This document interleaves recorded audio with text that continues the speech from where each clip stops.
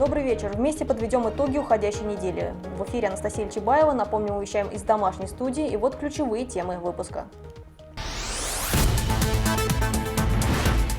Несмотря на капризы погоды, стройка идет с опережением. 300 человек круглосуточно работают в несколько смен.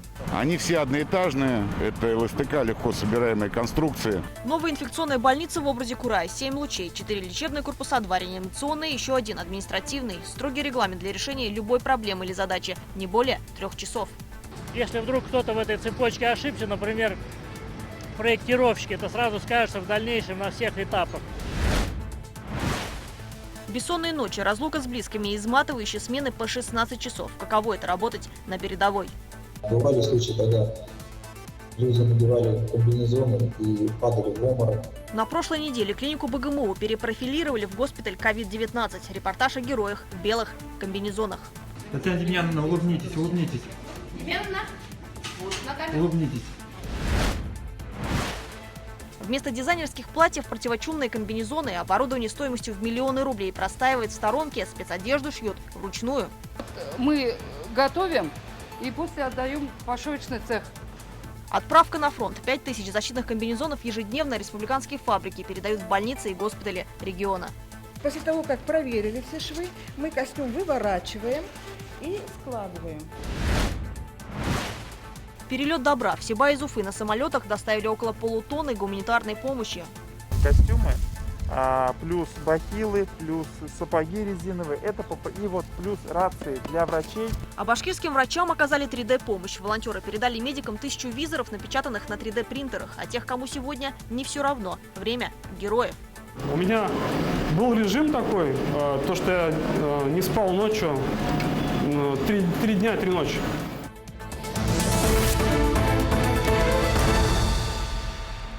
Ограничительные мероприятия ввели в отношении Балтачевской больницы. Об этом рассказал представитель Роспотребнадзора на ежедневном брифинге в Минздраве. У одной из пациенток хирургического отделения подозревают коронавирус. Анализы отправлены в лабораторию, а вот официально в Башкортостане за последние сутки COVID-19 подтвержден у 37 человек. В республике сейчас ждут 2 рейса из-за границы с туристами. Один из них прилетает из Гоа сегодня ночью. Все они сборные, на борту будут находиться жители нескольких регионов.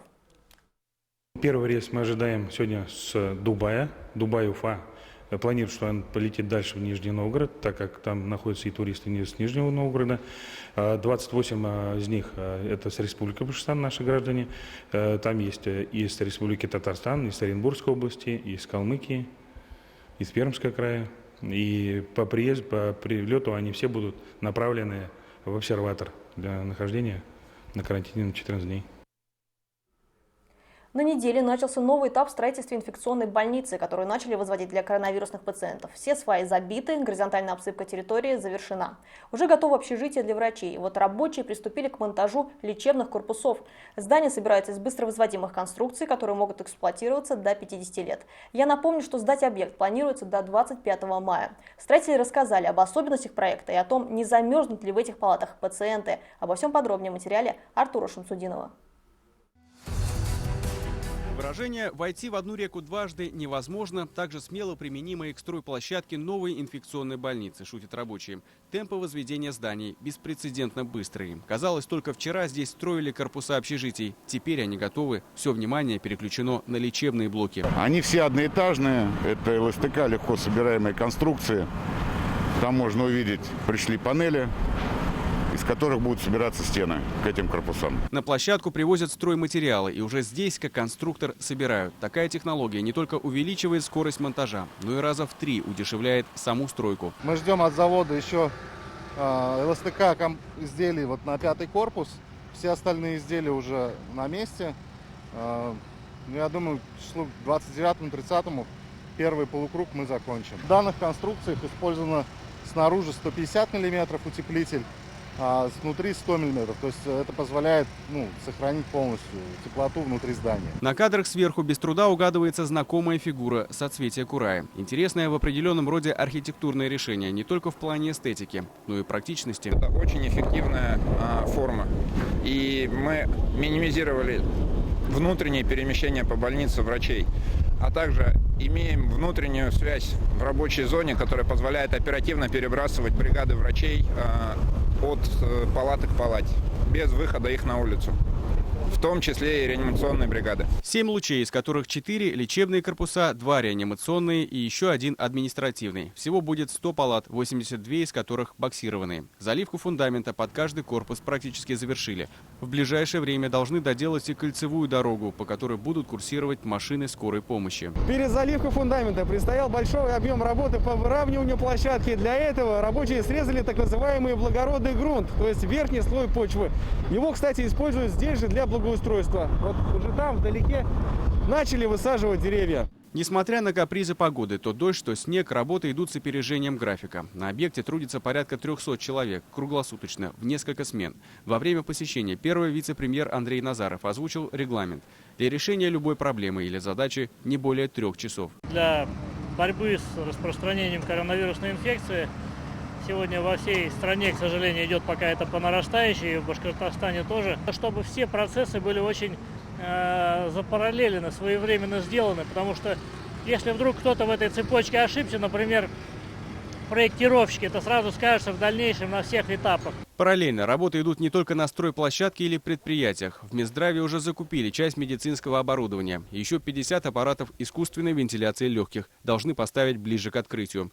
Готовится и медперсонал, который должен приступить к работе уже в конце мая. Артур Шамсудинов, Артур Елаев и Виктор Миренков. Итоги недели. Уфимский район. Сушить весла не приходится жителям Архангельского района. Им, наоборот, пришлось спустить на воду лодки. Из берегов вышла река Инзер и подтопила несколько деревень. Хотя пик паводка в республике даже еще не наступил. О том, каково жить в Венеции, в материале Радмира Азнабаева.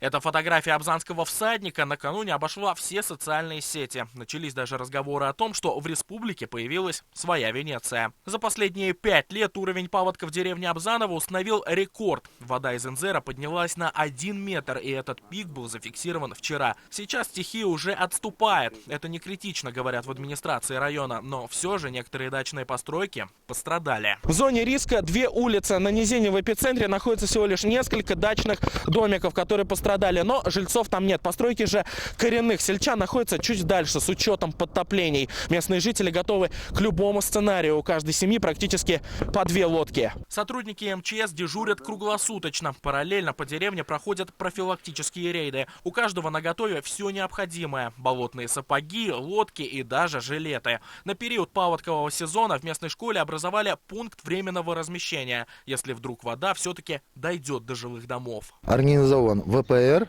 пункт временного размещения населения в спортзале на 200 мест. Организовано, кроме этого, еще дежурства, ночные дежурства. С каждой улицы по 2 человека каждый вечер выходят на дежурство.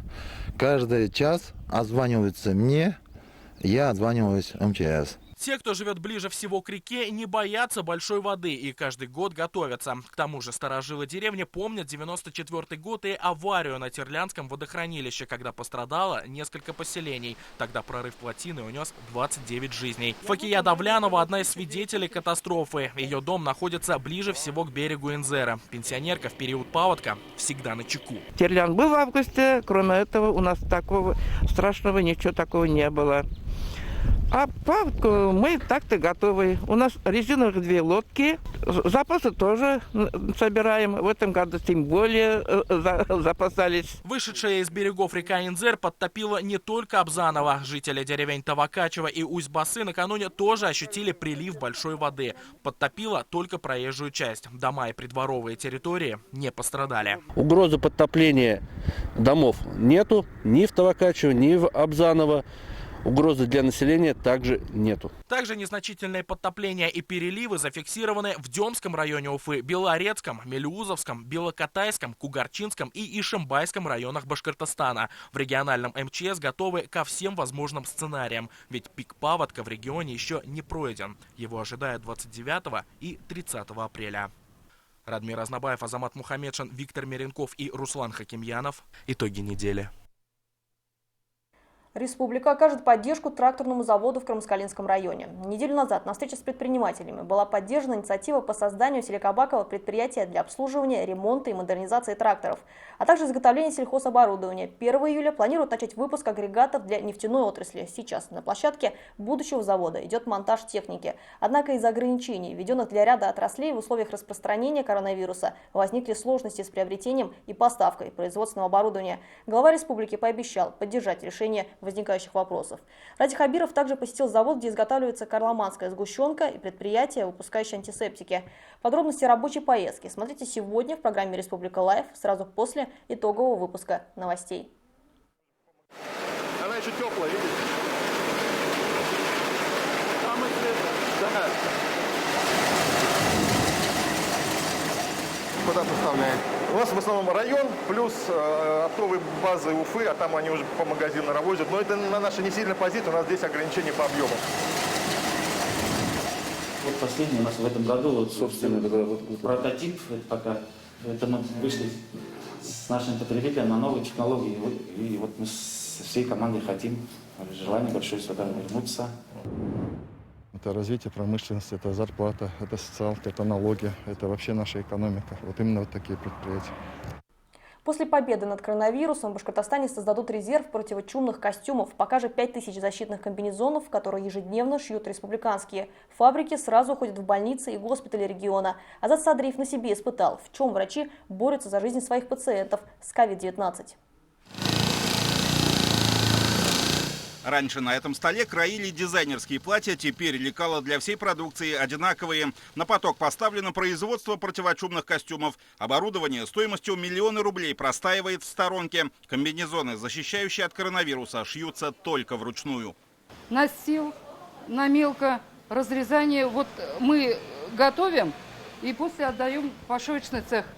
Далее вырезанные элементы будущих противочумных костюмов переносят на другой стол, где делят по размерам от 48 до 56 в 2 ростовках. Отсюда их забирают швеи и соединяют в единый комбинезон. В комплект также входят и специальные бахилы. Пошив идет без остановки в 2 смены. Особое внимание уделяется проверке готовой продукции. Швы, резинки, молнии. При малейшем дефекте костюм бракуется.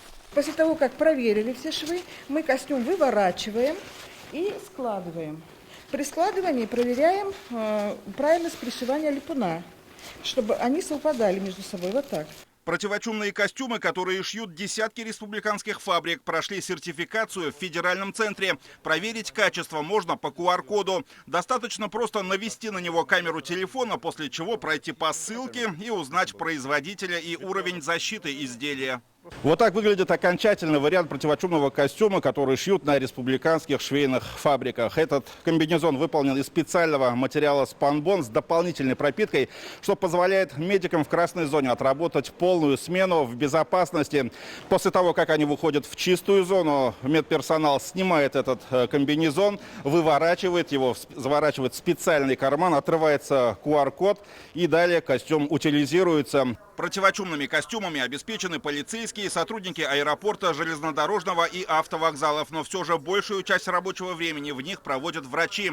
И в первую очередь для их удобства разработчики ищут способы модернизировать защитные комбинезоны. Сейчас идет работа о том, чтобы все-таки вставить сюда безопасные клапана, чтобы хоть как-то тело дышало. Потому что, понятно, медики Москвы с чем столкнулись, они находились полностью в памперсах и на голое тело. То есть вот так их режим работы был такой тяжелый. Хочется сделать безопасные клапана, которые на вход и на выход, не пропуская данную инфекцию, работали бы. Пока же именно такие противочумные костюмы – единственная защита врачей от COVID-19. Со временем в них становится жарко, но это значит, что комбинезон выполняет свою главную функцию – не пропускает внутрь смертельную инфекцию. Азат Садриев, Азат Ишбулатов, Родион Матвеев. Итоги недели. Уфа. Сотни оружейных выстрелов только за одно утро. В субботу в Башкортостане открылся сезон весенней охоты. 10 дней на территории республики разрешено добывать селезня, глухаря и перелетную птицу. Но при этом нужно соблюдать меры предосторожности, связанные с эпидемиологической обстановкой в стране. Ведь охота была под угрозой срыва, и каждый регион сам решал, разрешать ли этой весной брать в руки охотничье ружье. Руслан Батаргареев о тех, кто ждал этого дня с нетерпением.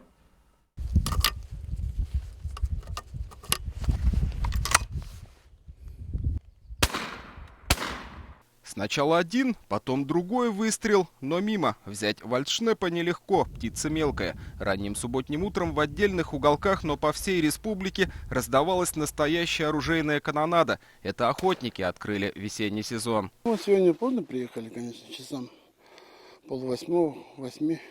В первую очередь, конечно, вот природу посмотреть. На охоту надо пораньше выходить, с утра часа 4 уже. Дичь есть, утка есть, далековато находится. Закон он не нарушал, но попросил не показывать своего лица. Рафис – бывший сотрудник правоохранительных органов. Однако это никак не освобождает его от общения с госинспектором охотнадзора. Проверка документов, разрешение на оружие и лицензия на отстрел пернатых. Процедура обязательная. Чехол где у вас? В машине, говорю же. А что не взяли с собой? А? Сумки. Я виноват? Нет, нет. У этого мужчины с документами и ружьем все в порядке. Он нарушил правила охоты. Двигался вдоль небольшой реки с расчехленной двустволкой. А этого весной делать нельзя. Сегодня первый день вышел на охоту. 3 патрона осталось от зимы. Решил посидеть. Вот, когда передвигался уже домой, к машине, чтобы согреться. И подъехал инспектор и задержали. Вину признаю. Охотиться на утку или перелетную птицу нужно с укрытия или, как еще говорят, засады. При смене места дислокации необходимо разрядить оружие и убрать в чехол. Ходовая охота запрещена, кроме тетерева и глухаря. А как должны охотиться? Вот как охотник должен находиться? Палатки берет с укрытия, заранее готовится, на 2, на 3 местах могут стоять. Могут на поле, могут возле водохранилища, может возле пруда, возле озера. За игнорирование правил охоты инспекторы составляют административный протокол. Окончательное решение выносит уже мировой судья. Нарушителям грозит штраф от 500 до 4000 рублей с конфискацией оружия или без таковой. В некоторых случаях Фемида может лишить гражданина права охотиться на срок до 2 лет. Не жалея сна и времени, они вышли ранним субботним утром на просторы республики. Хотя что говорить о сне, когда речь идет о долгожданном начале сезона. Ведь стоял вопрос, разрешать ли вообще в этом году весеннюю охоту. В некоторых регионах ее запретили в связи с эпидемиологической обстановкой в стране. Власти Башкортостана все же пошли на уступки, но с оговоркой: больше 3 не собираться и соблюдать все предписанные меры безопасности. Руслан Батыргариев, Булат Садриев и Азат Каспранов. Итоги недели. Иглинский район. Но прямо сейчас новости короткой строкой. Чем еще запомнилась уходящая неделя, расскажет мой коллега Эмиль Басареев. Глава Башкортостана Радий Хабиров внес изменения в указ о режиме повышенной готовности в связи с угрозой распространения коронавируса. Теперь лицам старше 65 лет разрешаются поездки на садовые, огородные и дачные участки. Режим самоизоляции не распространяется также на случаи вызова в суды, правоохранительные и другие государственные органы, а также в администрации муниципалитетов и призывные комиссии. Изменения также расширяют список организаций, которые теперь могут возобновить работу. Кроме того, на сайте «Дорога-02» теперь можно зарегистрировать одну поездку в неделю, туда и обратно, на охоту или рыбалку. В Башкортостане сильный ветер стал причиной нескольких ЧП. В селе Авдон сорвало кровлю детского сада. Упавшая конструкция повредила один из припаркованных рядом автомобилей. В селе Первомайский Благоварского района крыша жилого дома рухнула на 3 машины. А на этом видео из Нефтекамска видно, как ветер поднимает в воздух беседку во дворе. К счастью, обошлось без жертв.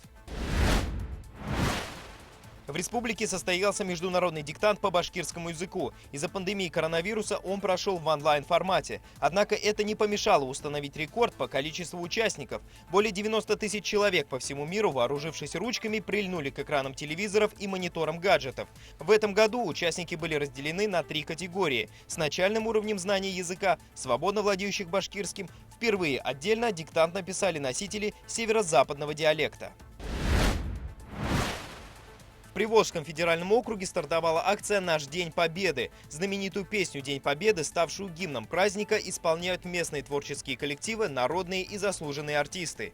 Первым участником акции стала Мордовия, которая передала эстафету всем регионам-соседям. Сегодня к ней присоединилась Республика Марий-Эл. Новые участники будут подключаться ежедневно, а видеоролики будут транслироваться на местных телеканалах с 25 апреля по 8 мая. В День Победы легендарная песня прозвучит в исполнении всех музыкальных музыкальных коллективов участников. Также ролики можно найти в социальных сетях и на YouTube. Республика присоединилась ко всероссийской акции «Оставайся донором». Для того, чтобы не потерять своих доноров, Уфимская станция переливания крови разработала приглашение на сдачу крови. Оно дает возможность беспрепятственно передвигаться по городу и в случае чего предъявить документ. Смены по 16 часов, пролежни на лице и желание помочь пациентам. Это, если кратко, о том, что чувствуют и испытывают на себе врачи, работающие в так называемых красных зонах, где лежат больные с коронавирусом. Еще на прошлой неделе мы снимали клинику БГМУ, которую только перепрофилировали, а уже сегодня врачи борются там за жизни пациентов. Нам удалось по видеосвязи пообщаться с медиками.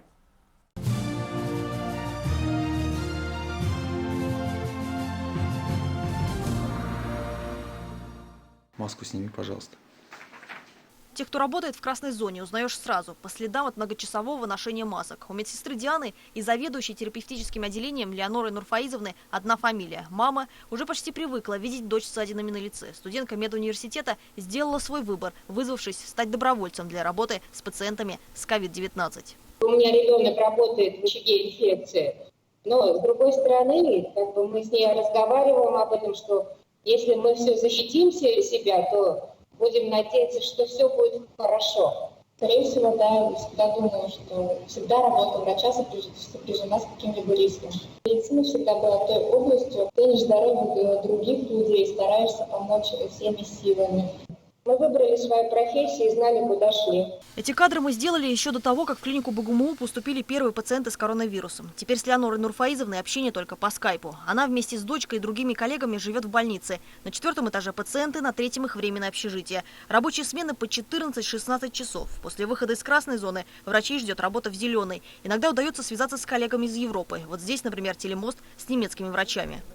Очень сильная усталость. Во-первых, физически тяжело находиться в этом костюме, запотевшей маске и, как говорится, и работать непрерывно, не принимая ни воду, ни пищу, как говорится, по 8 часов. Все выходят из зоны, грязной зоны, вымотавшиеся. На то, чтобы надеть и снять костюм, уходит по полчаса. Единственное, о чем мечтают врачи в этот момент, это сходить в туалет и найти воду. За раз выпивают литр. Нелегко приходится всем, и врачам, и медсестрам. Последние должны делать инъекции в костюме, да еще и в запотевших очках. 2 девушек, у которых это получается филигранно, поставили только на эти работы. Самыми трудными были первые несколько суток. Говорят медики, спали по 3 часа. В день поступало до 30 человек. Народ очень быстро уставал, потому что никто не привык работать в костюмах. После 15-20 минут, как в красной зоне, выбегали оттуда, потому что становилось дурно. Бывали случаи, когда люди надевали комбинезоны и падали в обморок. Все понимают, что если ты выпадаешь из обоймы, то ты сразу, у тебя возлагается больше нагрузки на твоих коллег. Все стараются более себя в руках держать. На этаже, где живут медики, организовали спортивный зал, но туда почти никто не ходит, времени нет. Все свободные часы тратят на сон. За Руслана Гумерова очень сильно переживает семья, жена и 6 детей. Работать в красную зону врач ушел, когда младшему едва исполнилась неделя. Они очень, конечно, сильно переживают. Время от времени все звонят, посмотреть. Все стараются позвонить по видеосвязи, чтобы посмотреть, действительно я живой или нет. В зеленой зоне. И сколько продлится такое общение с родными по видеосвязи, изматывающие рабочие смены в комбинезонах по 8 часов, не сходящие с лица пролежни и синяки, не знает никто. Сегодня их, людей в белых халатах, или уже точнее комбинезонах, все чаще называют солдатами. Разве что врага своего они не видят. С лицами, залепленными пластырем, чтобы хоть как-то сохранить кожу, и стесняясь камер, даже своих коллег не привыкли. Они вновь отправляются на смену. В то время, когда вы смотрите этот сюжет, люди, запечатленные на этих кадрах, уже находятся в красной зоне, без воды, обливаясь потом. У них впереди целая ночь борьбы. Татьяна Демьяновна, улыбнитесь, улыбнитесь. Демьяновна, на камеру. Улыбнитесь. Для БСТ. Как мы провожаем всех сотрудников? Те, кто борется за жизни людей, тоже в свою очередь нуждаются в помощи. Порой очень нужны средства защиты. Волонтеры за свои деньги печатают или закупают необходимое, а иногда просто необходима моральная поддержка. Кто-то помогает словом, кто-то привозит домашнюю еду. Это активисты, бизнесмены и рядовые жители республики. Мы сами из Самарканда. Рецепт плова мне научил мой отец. Так что для того, чтобы плов попал на стол врачам, его рецепт проделал большой путь в несколько поколений и стран. Правило ингредиентов 1 к 1. На 10 килограммов риса 10 килограммов мяса и столько же моркови. Секрет только одно. Готовим с любовью, стараемся вкусно готовить. Ингредиенты, то, что надо, все по норму добавляем, ничего не жалеем. Не жалеют для врачей и собственных сил и средств. Дизайнер Эльдар Гатаулин вместо хорошо оплачиваемых заказов сейчас на 3D-принтере печатает визоры для врачей. Материал покупает на свои сбережения. Защиту для медиков художник решил делать 2 недели назад. И все это время 3D-принтеры работают почти без перерыва. У меня был режим такой, то что я не спал ночью 3 дня, 3 ночи. Потому что нужно было сделать потребности для больницы Кулатова. Эльдар Гатаулин – волонтер движения «Мейкеры против ковид». Это люди, которые увлекаются 3D-печатью. Сейчас они бросили все силы на борьбу с коронавирусом. В республике движение курирует Александр Улитин. Он делает маски для врачей, которые работают в опасных зонах, там, где лежат пациенты, зараженные COVID-19. За основу изделия взята маска для плавания. Она плотно прилегает к лицу. Доработка волонтеров – это переходник для фильтра EVL, который в данном случае становится преградой для инфекции. Мы не изобретаем велосипед. Это просто, да, конкретно моя модель, потому что она, то есть конкретно эта модель, она позволяет там одевать и тем концом, и этим концом. В этом ничего такого сложного и того, чего нет у других, нету. Мы просто помогаем врачам в республике, вот и все. Сегодня напечатано и передано врачам больше 1000 визоров и несколько сотен модернизированных масок для плавания. В районы республики защиту и провизию доставляют даже на самолетах. Это уже помощь от аэродрома Первушино. Часть посылки отправят в Сибайскую больницу, часть малоимущим семьям. Этот груз ждут и добровольцы Зауралья. Для них маски и перчатки. Посылку в Сибай отправили на 4 легкомоторных самолетах. Как нельзя кстати пришелся Cessna-172. Это самолет сопровождения пилотажной группы.